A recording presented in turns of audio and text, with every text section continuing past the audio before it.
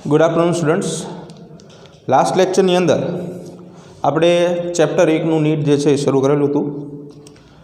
એની અંદર એક પ્રક્રિયા જે છે ભાજન વિશે જોઈ હતી, જેના બે બેટા પ્રકાર હતા, દ્વિભાજન અને બહુભાજન। આપણે આજે એક નવી પ્રક્રિયાની શરૂઆત કરવાની છે કે જે અલિંગી પ્રજનનની જ પ્રક્રિયા છે। ગઈકાલે આપણે ફાયદાઓ પણ જોયા હતા અલિંગી પ્રજનનના, બરાબર।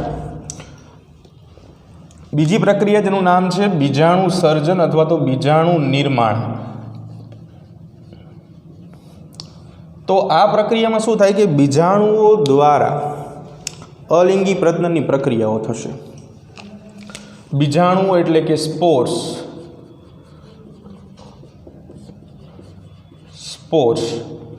એના દ્વારા અલિંગી પ્રજનન જે છે એની પ્રક્રિયા કરશે, નવા સજીવનું સર્જન કરશે। તો એમાં ઘણા બધા ઉદાહરણો જે છે એ આપણને આપેલા છે। એની અંદર અહીંયા જે આપણે લખેલા છે 7 અલગ અલગ પ્રકારના બીજાણુઓ જે છે એ દર્શાવ્યા છે આપણે કે જે અલિંગી પ્રજનન માટે ઉપયોગી છે। તો એની અંદર આ બધા ઉદાહરણો જે છે એ અગત્યના રહેશે। ઘણું ડીપમાં છે, આ લેવલનું કદાચ ન પણ પૂછાય, પણ એક પ્રિપેરેશન સ્વરૂપે આપણે આવા અલગ અલગ 7 પ્રકારના બીજાણુઓ વિશે વાત કરેલી છે। બીજાણુનું સર્જન સાથે કોષ્ઠન નામની એક પ્રક્રિયા પણ થાય। તો એક પ્રક્રિયા કે જેનું નામ છે કોષ્ઠન, એ પહેલાં સમજી લઈએ। પ્રક્રિયા કે જેનું નામ છે કોષ્ઠન। કોષ્ઠન શું છે? તો ઉદાહરણ તરીકે અમીબા અને પ્લાઝ્મોડિયમ જેવા સજીવો, શીતજ્વરી તંતુ, કાલે વાત કરી હતી ગુજરાતીમાં એને કહેવાય, એ પ્રતિકૂળ પરિસ્થિતિની અંદર અમુક જે સ્પેસિફિક કન્ડિશન જે છે એ પરિસ્થિતિની અંદર અમુક ખાસ પ્રકારના 3 સ્તરીય કવચો બનાવે છે। અમીબા છે તો એ પોતાના ખોટા પગો જે છે એને સંકોચીને 3 સ્તરીય કવચ બનાવી નાખે છે। એટલે કે પ્રતિકૂળ પરિસ્થિતિમાં 3 સ્તરીય કવચ બનાવે છે, જેને કોષ્ઠ કહે છે। કવચને કહેશું આપણે કોષ્ઠ, અને આ કવચ બનાવવાની જે પ્રક્રિયા છે એને આપણે કહેશું કોષ્ઠન। અને એની અંદરથી પછી બીજાણુનું સર્જન થાય છે અને નવા સજીવો સર્જાય છે। અહીંયા કેટલાક ઉદાહરણો આપ્યા છે, જેમ કે ચલ બીજાણુઓ કે જેને અંગ્રેજીમાં ઝૂ સ્પોર્સ કહેશું આપણે, જે ચલિત છે એટલે કે એક સ્થાનેથી બીજા સ્થાને જઈ શકે છે। કશાની હાજરી છે એટલે આપણે એને કશાધારી બીજાણુઓ કહેશું। હવે એની અંદર તે દ્વિકશાધારી કે જેની અંદર 2 કશાઓ જોવા મળશે, 4 કશાધારી કે જેની અંદર 4 કશાઓ જોવા મળશે। આમાં 2 કશાઓ, આમાં 4 કશાઓ। દ્વિકશાધારીમાં ક્લેમિડોમોનાસ અને યુલોથ્રિક્સ છે, 4 કશાધારીમાં એક્ટોકાર્પસ છે।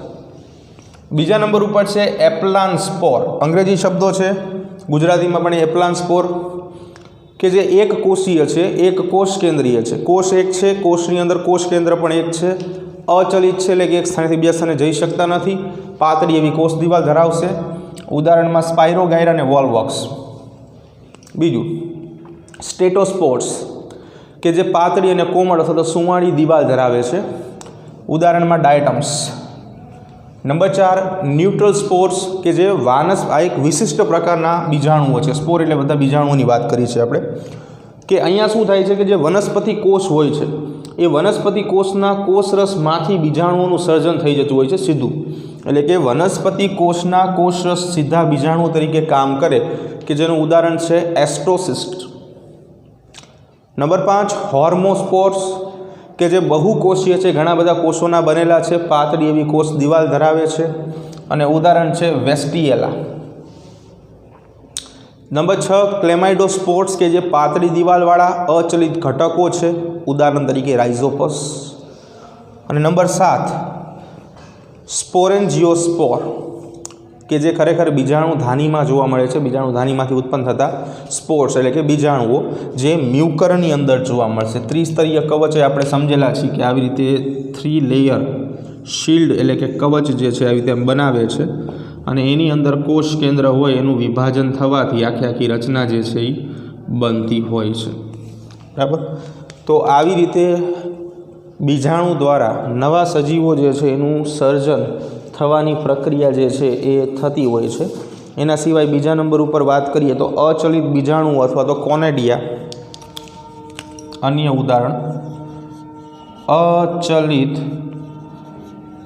બીજાણુઓ કે જે ચલિત નથી એને કહેશું આપણે કોનેડિયા અથવા કોનોડિયા, કે જે એસ્પરજીલસ અને પેનિસિલિન જેવી ફૂગો, એસ્પરજીલસ અને પેનિસિલિન જેવી ફૂગો અચલિત બીજાણુ અથવા તો કોનોડિયા જે છે એ ધરાવશે। બીજું કે ઘણી વખત બીજાણુઓ જે છે એ એક જ સરખા હોય તો એને આપણે સમબીજાણુક તરીકે ઓળખશું। તો સમબીજાણુક જે છે વનસ્પતિનું ઉદાહરણ ત્રિઅંગી વનસ્પતિઓ છે। બીજાણુઓ એક સરખા હોય અથવા તો સમાન બીજાણુઓ હોય, એક સમાન બીજાણુ એટલે આપણે એને કહીશું સમબીજાણુક। બીજા નંબર ઉપર વિષમ બીજાણુક, આમાં ત્રિઅંગીની અંદર ખાલી ફંસ હંસરાજ આવશે, ખાલી ત્રિઅંગીઓ ન લખવું હોય તો ફંસ પણ લખી શકાય છે। ફંસ એક જ એવી છે હંસરાજ કે જે સમબીજાણુક જે છે અવસ્થા ધરાવશે। બીજા નંબર ઉપર વિષમ બીજાણુક છે।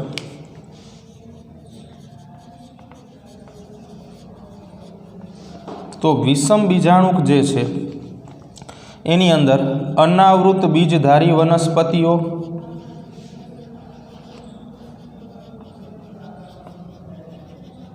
અને બીજા નંબર ઉપર આવૃત બીજધારી વનસ્પતિઓ બંનેનો સમાવેશ થશે કે જે જુદા જુદા પ્રકારના બીજાણુઓ જે છે એનું સર્જન કરશે। બરાબર, ઓકે।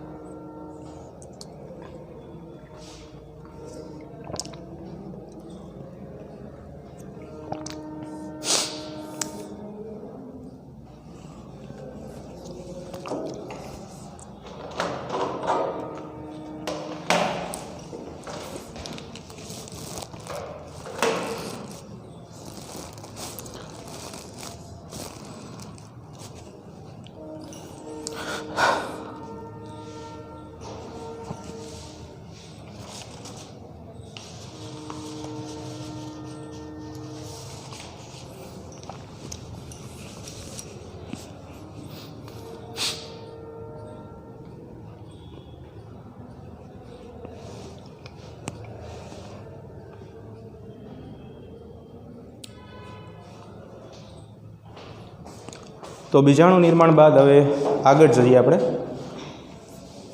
આગળ આપણે વાત કરવાની છે નવા ટોપિકની, જેનું નામ છે કલિકા સર્જન, બડિંગ કહેવામાં આવે છે।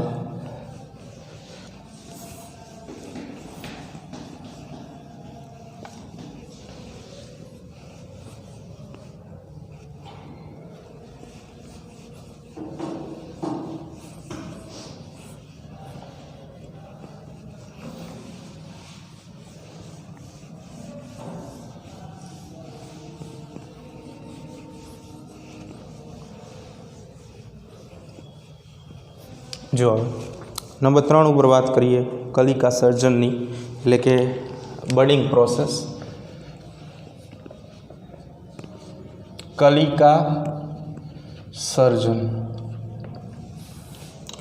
કલિકા સર્જન જે છે એની અંદર કલિકાઓ દ્વારા નવા સજીવનું સર્જન થશે। બરાબર, એટલે કે કલિકાઓ દ્વારા નવા સજીવનું સર્જન થશે। કલિકા સર્જનમાં કલિકા સર્જન જે છે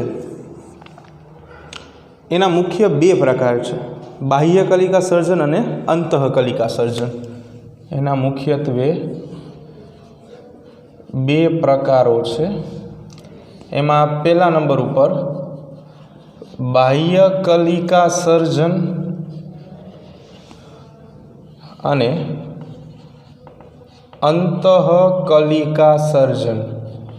બંનેમાં ફેર ખાલી એટલો છે કે બાહ્ય કલિકા સર્જનની અંદર કલિકા જે છે એ પ્રાણી શરીરની બહારની બાજુ સર્જાશે.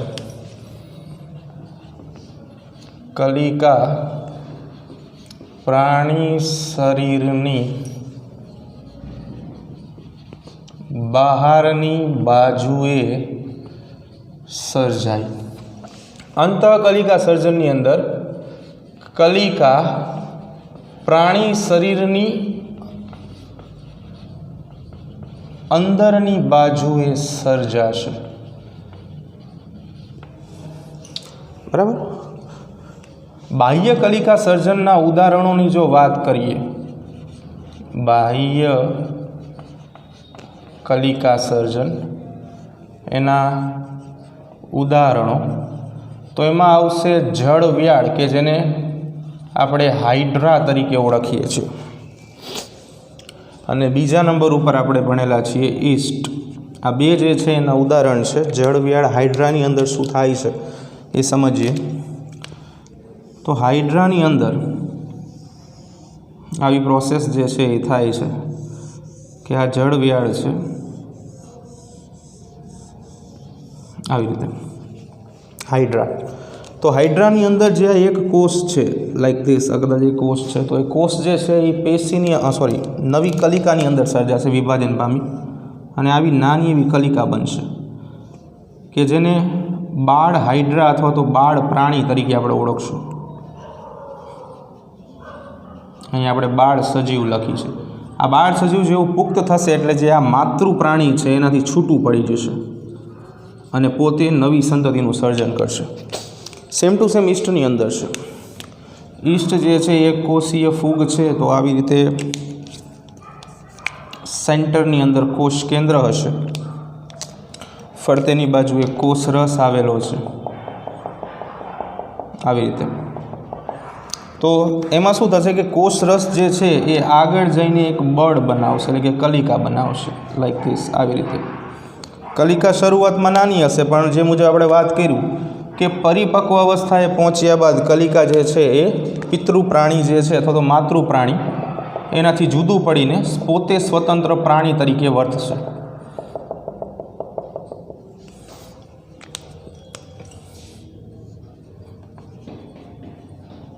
કલિકા બરાબર. તો આ બાહ્ય કલિકા સર્જનની વાત કરી. અંતઃકલિકા સર્જનની વાત કરીએ.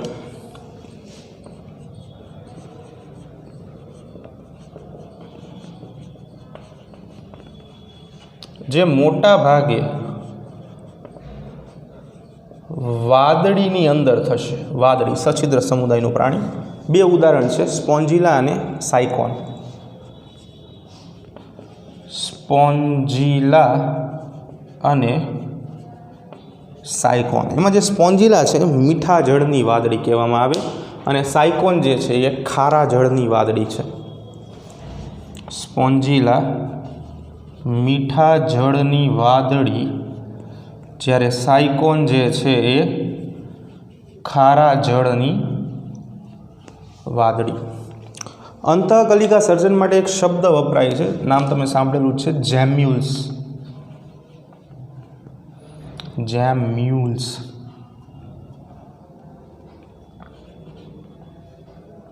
જેમ્યુલ્સ બીજું કંઈ નથી પણ રાઈના દાણા જેવી નાની રચના છે. અતિશય સૂક્ષ્મ રાઈના દાણા જેવી નાની રચના છે. રાઈના દાણા જેવી રચના છે જેમ્યુલ્સ. એક એક્ઝામ્પલ સાથે સમજીએ આપણે. બુકની અંદર એક આકૃતિ આપી છે, તમે બધાએ જોઈ હશે, અને એ તમારા પાઠ્યપુસ્તક જે છે એનું ફ્રન્ટ પેજ પણ બનાવે છે લાઈક ધીસ. આવી રીતે આકૃતિ છે.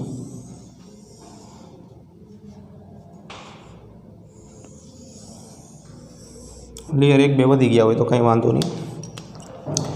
એની અંદર આવી રીતે સેન્ટ્રલ પાર્ટમાં આવા ઘણા બધી ગોળાકાર અતિ સૂક્ષ્મ રચનાઓ આપી છે આવી રીતે. તો આ જે રચનાઓ છે ને એ જેમ્યુલ્સ છે, એટલે કે સૂક્ષ્મ કલિકાઓ, જે આ ભાગ્યથી બહાર નીકળી, સ્ફોટન પામી બહાર નીકળી નવા સજીવનું સર્જન કરે છે. आ जे भाग तमे बहारनो जोवो छो बाह्य आवरण कहेवाय, आउटर लेयर, अने एवी रीते अंदरनो भाग जे छे एने अंत आवरण, इनर लेयर कहेवाय। उपरथी जोता आवी पण देखाय वादળી, आ रीते तमे जोयुं होय वादળીને, तो एनी अंदर कलिका जे छे, आ जे आखो जथ्थो छे ने ए आवी रीते संग्रहित थयेलो होय, कलिका, बराबर। तो આવી રીતે કલિકા સર્જન જે છે એ જોવા મળે છે।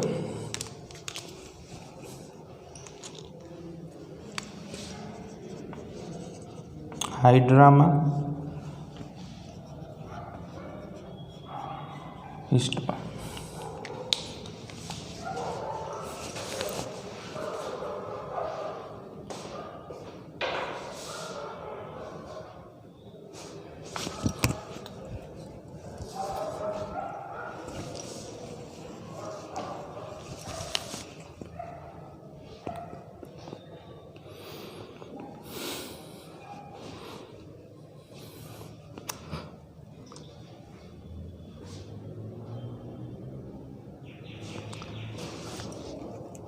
तो जो हजी सुधी आपणे 3 पद्धतिओ जोई छे, हजी एक जोवानी बाकी छे।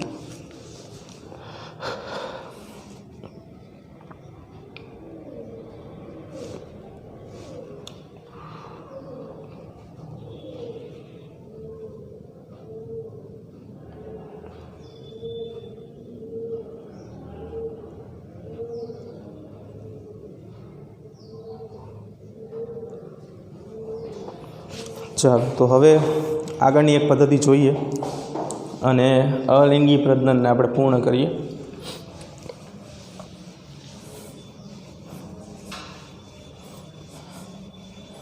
कलिका सर्जन बाद हवे जे आगळनी पद्धति जोवानी छे, जेने आपणे अवखंडन तरीके ओळखशुं।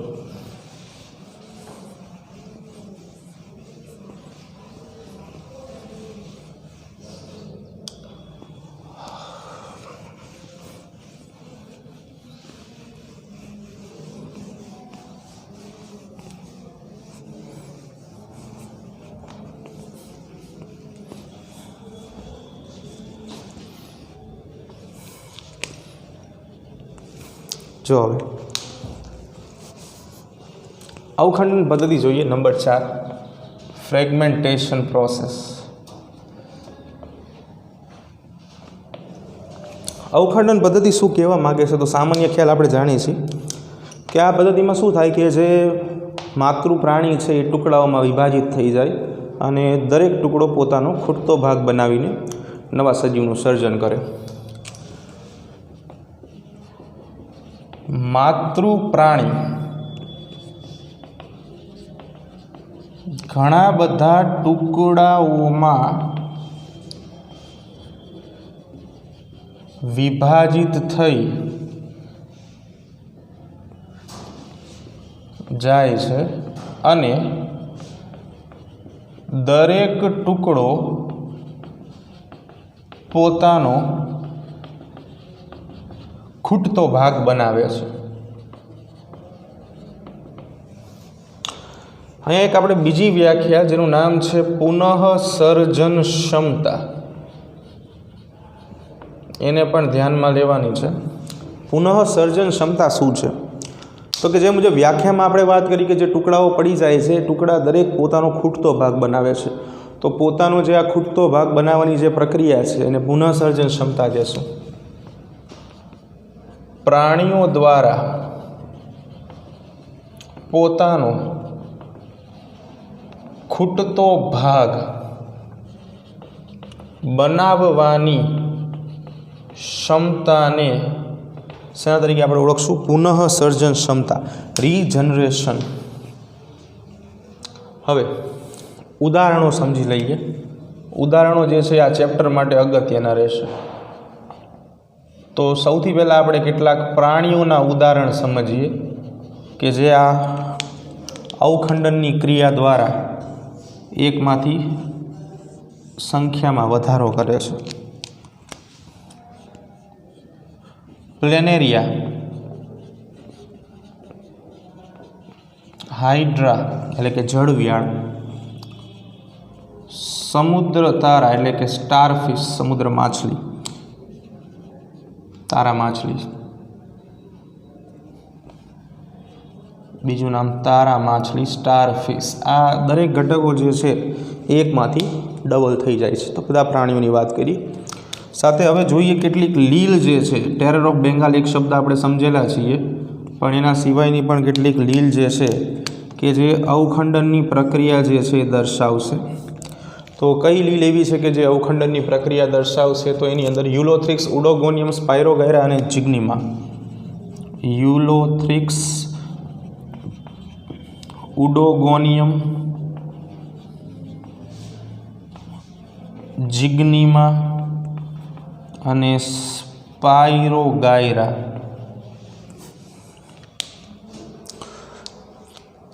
સુજુ એવું યાદ રાખો ને તો યાદ રહી જાય. કેવી રીતે? જો અહીંયા યુલોથ્રિક્સ એટલે કે યુ, ઉડોગોનિયમમાં યુ યાદ રાખવાનું, જિગ્નીમામાં જે યાદ રાખવાનું. જનરલી જી આવે જિગ્નીમામાં, પણ અહીંયા આપણે ચાલો જીથી યાદ રહી જશે, વાંધો નહીં આવે. અને સ્પાયરોગાયરામાં એસ એટલે કે ટ્રીક જે છે એ સુજુ એવું યાદ રાખવાનું, તમને યાદ રહી જશે. બરાબર.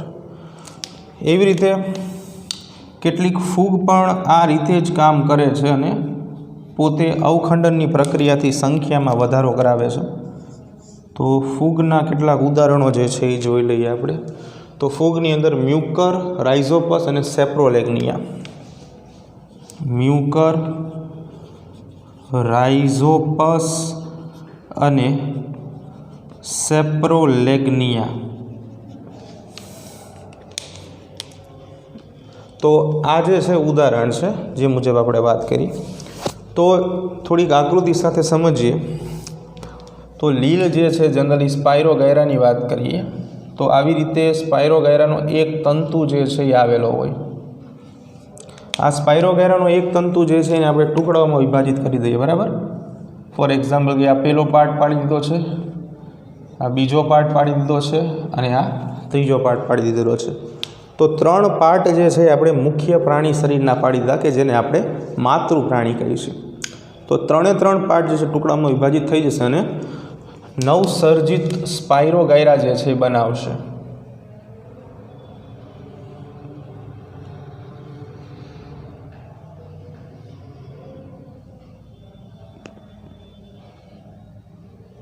આવી રીતે. એવી જ રીતે પ્લેનેરિયાની અંદર છે. આજે આપણે આકૃતિ દોરી છે એ ઉદાહરણની વાત કરીએ છીએ આપણે સ્પાયરોગાયરાની. એવી રીતે એક બીજું ઉદાહરણ જે છે જે આપણે જોયું પ્લેનેરિયા. પ્લેનેરિયાની અંદર પણ કંઈક આવું જ થાય છે કે પ્લેનેરિયા જે છે આ રીતે જોવા મળે.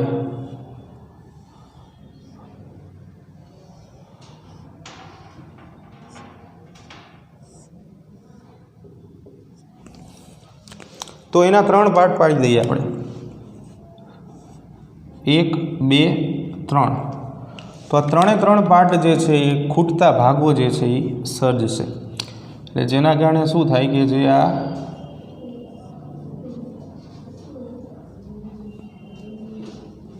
પ્લેનેરિયાના 3 ભાગો પડ્યા હતા. એક ભાગ આ પડેલો હતો, બીજો ભાગ આ પડેલો હતો, ત્રીજો ભાગ આ પડેલો હતો. તો દરેક ભાગ જે છે એ પોતાનો ખૂટતો ભાગ જે છે આવી રીતે બનાવી નાખે, સર્જી નાખે, જેના કારણે 3 બાળ પ્લેનેરિયા જે છે એ સર્જાય.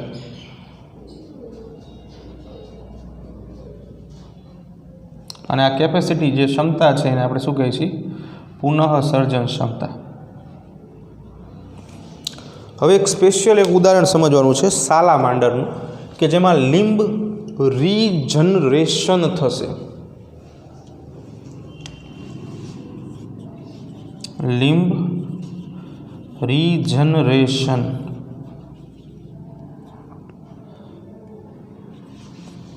સ્પેશિયલ ઉદાહરણ છે જેમાં સાલામાન્ડર ઉદાહરણમાં છે. લિમ્બ જનરેશન શું કહેવા માગે છે? ઉદાહરણ તરીકે સાલામાન્ડરનો હાથ.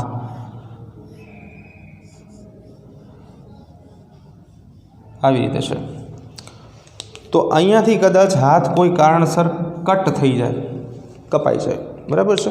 તો આ હાથ જે છે, જે વધેલો ભાગ છે, કપાઈ ગયેલો ભાગને કાઢી નાખો તો આપણે એમ કહી શકાય કે આટલો ભાગ જે છે હાથનો વધ્યો છે, લાઈક ધીસ, આટલો ભાગ બાકીનો કટ થઈ ગયો છે. તો એટલો ભાગ જે છે ને એ સાલામાન્ડર ફરી વખત ક્રિએટ કરી શકે છે, કે જેને આપણે લિમ્બ જનરેશન કહેવાય, અને ગુજરાતીમાં આને ન્યૂ લિમ્બ, નવું હાથ એવું કહી શકાય. બરાબર. આ બધું થાય છે પુનઃ સર્જન દ્વારા, એટલે સજીવોની અંદર પુનઃ સર્જન ક્ષમતા હોવી પણ અતિ આવશ્યક છે.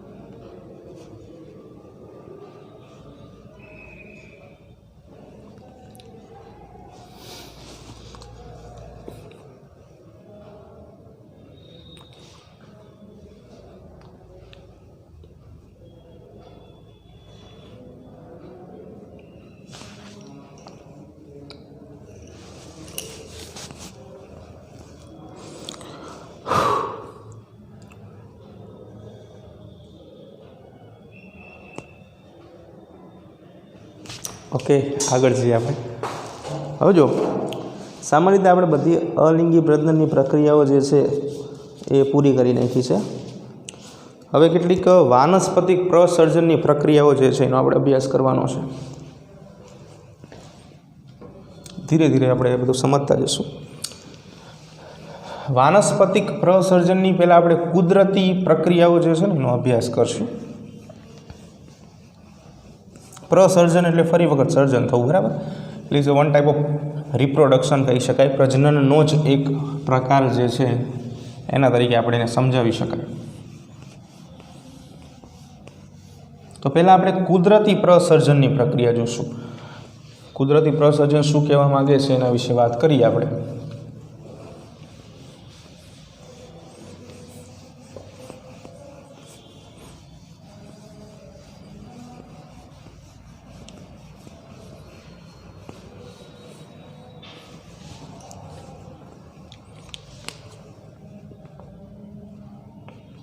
ચાલો જોઈએ હવે આગળની પ્રક્રિયાઓ, એટલે કે વાનસ્પતિક પ્રસર્જનની પ્રક્રિયાઓ. અને એની અંદર સૌથી પહેલાં આપણે વાત કરશું કુદરતી પ્રક્રિયાઓ.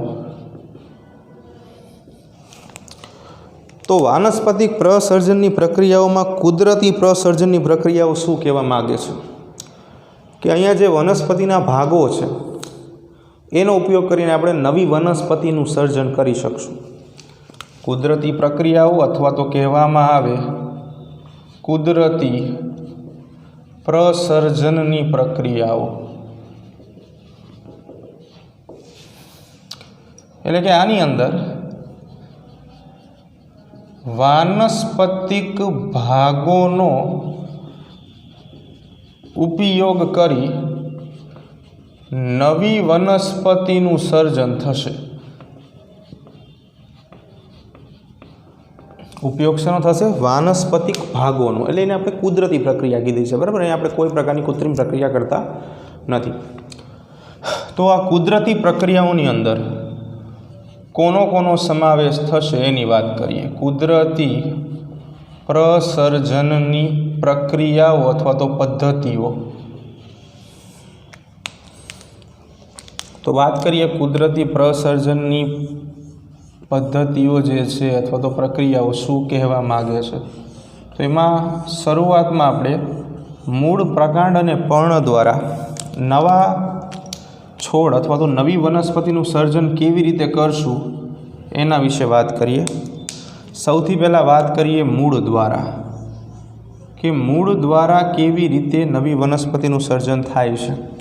તો કે જમીનમાં મૂળના ઘટકો જે છે અથવા તો કોઈ વનસ્પતિએ મૂળ દાખલ કરવાથી નવી વનસ્પતિનું સર્જન થઈ જશે. ઉદાહરણો અગત્યના છે જે આપણે યાદ રાખવાના છે. શક્કરિયું, શતાવરી, ડહાલિયા, એસ્પેરેગસ, ગળો અને યામ.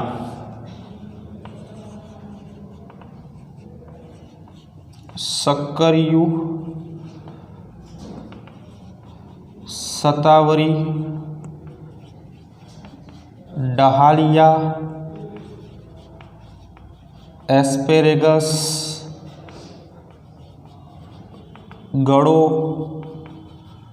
અને યામ આ બધા મૂળ દ્વારા સર્જાતા ઘટકોના ઉદાહરણ છે.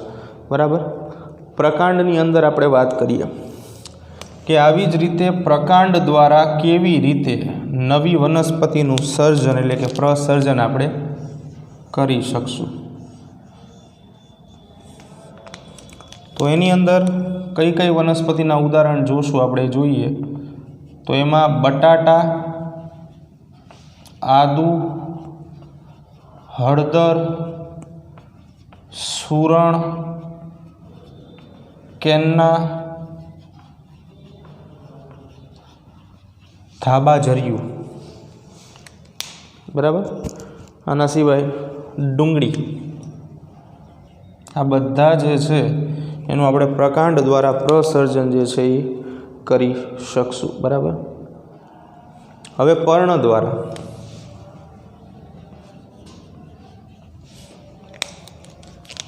તો કઈ કઈ વનસ્પતિઓ એવી છે કે જે પર્ણ દ્વારા પ્રસર્જિત થશે.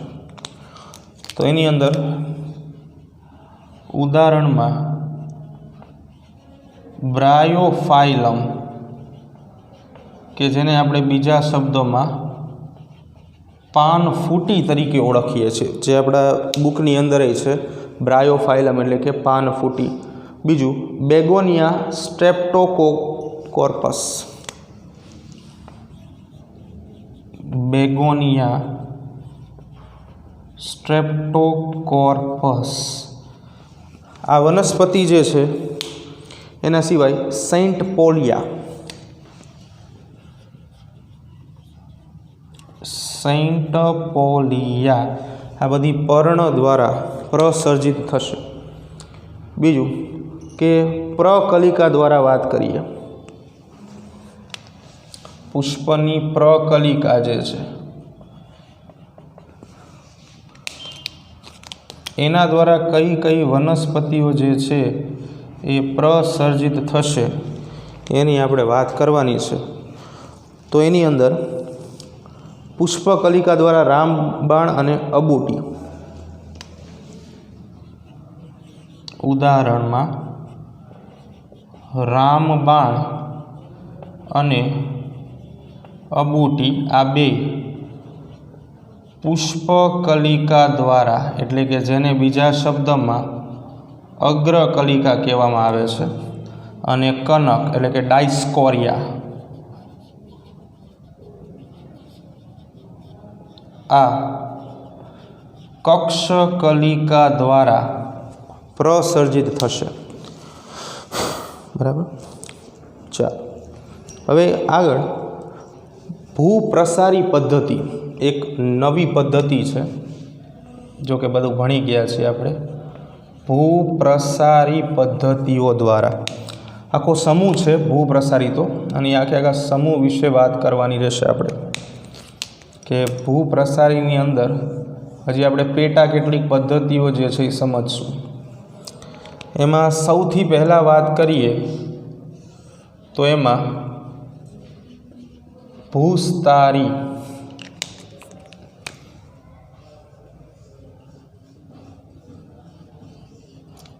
ભૂસ્તારી પદ્ધતિ જે છે એ શું કહેવા માગે છે તો ભૂસ્તારી દ્વારા આપણે સાયનોડોન અને અબૂટી અને સેન્ટેલા.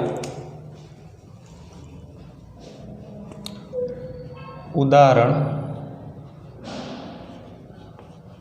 સેન્ટેલા, સાયનોડોન એટલે કે જે ઘાસ છે, અબૂટી આ જે છે એ બધા એના ઉદાહરણો છે. બરાબર. હવે એની અંદર થાય છે શું ખરેખર કે જો વનસ્પતિ જે છે એ વનસ્પતિ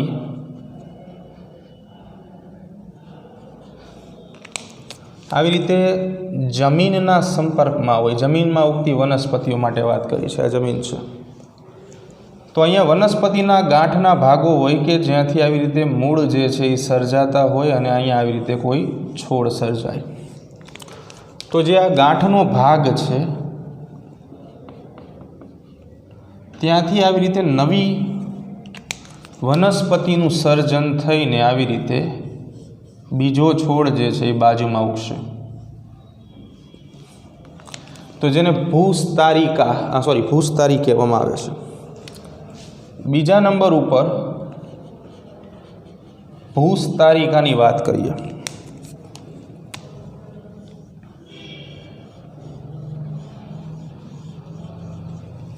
તો ભૂસ્તારિકા જે છે એ શું કહેવા માગે છે, તો એના ઉદાહરણમાં જળ શૃંખલા, આઇકોનિયા અને જળકુંભી. ઉદાહરણ જળ શૃંખલા, આઇકોનિયા અને જળકુંભી, આ ત્રણ એના ઉદાહરણ છે. બેમાં ફેર ખાલી એટલો છે કે ભૂસ્તારિકા જે છે ને એ જલજ સ્વરૂપમાં જોવા મળશે, આવી રીતે જ્યાં પાણી હોય, પાણીની સપાટી હોય ત્યાં જોવા મળશે. અહીંયા જે મુજબ જોવા મળતું હતું એ શું હતું, જમીન હતું. અહીંયા આવી રીતે પાણી હશે. સેમ ટુ સેમ પ્રોસેસ કે ઉદાહરણ તરીકે અહીંયા કોઈ ગાંઠ ભાગમાંથી વનસ્પતિ જે છે, જલજ વનસ્પતિ, એનું સર્જન થયેલું છે, તો અહીંયાથી આવી રીતે બીજી ગાંઠ ભાગમાંથી બીજી વનસ્પતિ જે છે એનું સર્જન થશે, બરાબર, કે જેને આપણે ભૂસ્તારિકા તરીકે ઓળખશું. આગળ વિરોહની વાત કરીએ.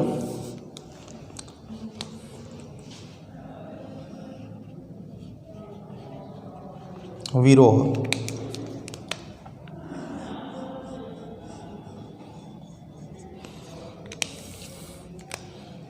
એના ઉદાહરણમાં સ્ટ્રોબેરી, ફુદીનો, વેલેસ્નેરિયા ભણી ગયા છે આપણે, જલજ વનસ્પતિ વેલેસ્નેરિયા, આ બધાનો સમાવેશ થશે. આના સિવાય હંસરાજ, પીપરમેન્ટ, આ બધાનો સમાવેશ થશે. હંસરાજ અને પીપરમિન્ટ. શું પ્રોસિજર થાય છે જોઈએ આપણે. આવી જ રીતે જમીન છે, બરાબર છે, અહીંયા જમીનમાંથી એક છોડ જે છે અહીંયા ઓલરેડી હાજર છે, આ એના મૂળ છે. અહીંયાથી આવી રીતે આવો વિરોહનો વિસ્તાર જે છે એ સર્જાશે અને એમાંથી આવા નવા છોડનું સર્જન થશે, બરાબર. જમીનની અંદર જ પ્રક્રિયા થાય છે આ બધી, આને આપણે વિરોહ કહેશું, બરાબર. તો પહેલી આકૃતિ જે હતી એ ભૂસ્તારી માટે હતી, ભૂસ્તારી. બીજી આકૃતિ જે હતી એ ભૂસ્તારિકા માટેની હતી. ત્રીજી જે આકૃતિ આપણે દોરી એ વિરોહ માટેની હતી, બરાબર. છેલ્લે અધોભૂસ્તારી અથવા તો ચૂસક.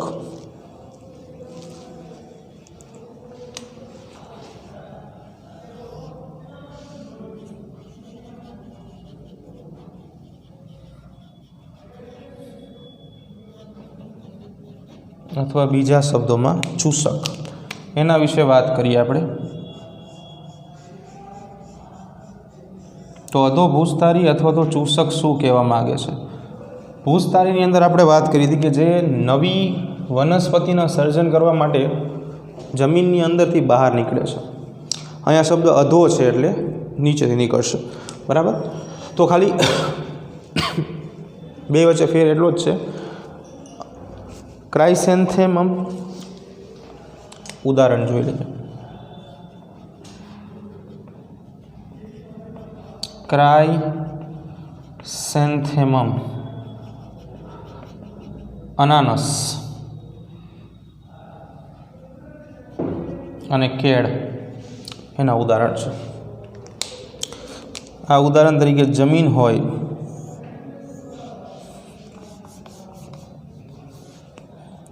આ જમીન છે, અહીંયા કોઈ ઓલરેડી વનસ્પતિ છે, તો અહીંયા નીચેથી કલિકા જે છે એ આવી રીતે નવી વનસ્પતિનું સર્જન કરશે, તો જેને અધોભૂસ્તારી કહેવાય, બરાબર, અધોભૂસ્તારી. આને આપણે બેબી પ્લાન્ટ કહેશું. તો આવી રીતે એક અક્ષમાંથી એટલે કે એક વનસ્પતિમાંથી નવી વનસ્પતિ બને છે. જનરલી મૂળ, પ્રકાંડ, પર્ણ, પ્રકલિકા આ બધું આપણે ઓલરેડી 11 સાયન્સમાં જોઈ ગયા છે, એટલે આ બધાની આકૃતિ જે છે નથી દોરાઈ, પણ આ બધું જે છે થોડુંક ઇમ્પોર્ટન્ટ છે, એટલા માટે ખાસ ધ્યાન રાખવાનું કે કલિકાઓ ક્યાંથી નીકળે છે, બરાબર. ઓકે, તો આજે બસ આપણે આટલું રાખીએ, બાકીનું નેક્સ્ટ લેક્ચરમાં જોઈશું.